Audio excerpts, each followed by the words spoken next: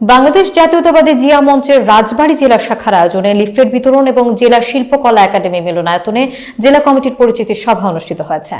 রাজবাড়ী থেকে বাবলু শেখের প্রতিবেদনে থাকছে বিস্তারিত।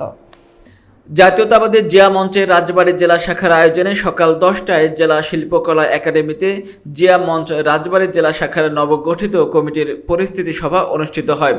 অনুষ্ঠান শেষে নেতাকর্মীরা বিভিন্ন ব্যবসা প্রতিষ্ঠান ও পথচারীদের মাঝে তারেক রহমানের 31 দফা লিফলেট বিতরণ করেন নেতাকর্মীরা।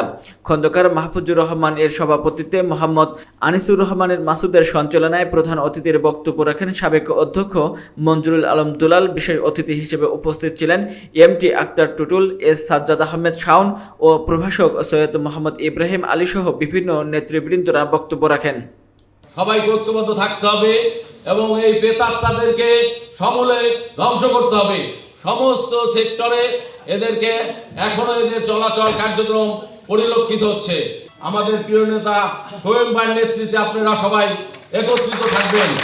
কাজী কেরামত কাজী রাজতের সান্নিধ্য থেকে আমাদের রাজনৈতিক কর্মসূচিতে বাধা প্রদান করেছে। আমাদেরকে জেল জুলুম হুলিয়া নির্যাতন ভোগ করতে হয়েছে। আমরা যারা আলী নওয়াজ মাহমুদ খোয়ামের সাথে রাজনীতি করি তাদের উপরে বিভিন্ন ধরনের নির্যাতন হয়েছে, কিন্তু তাদের সেই আমাদের যারা বিরোধিতা করেন তাদের বিরুদ্ধে একটি মামলাও নাই, একটি কোনো নেতা কোনো জেলও খাবেন।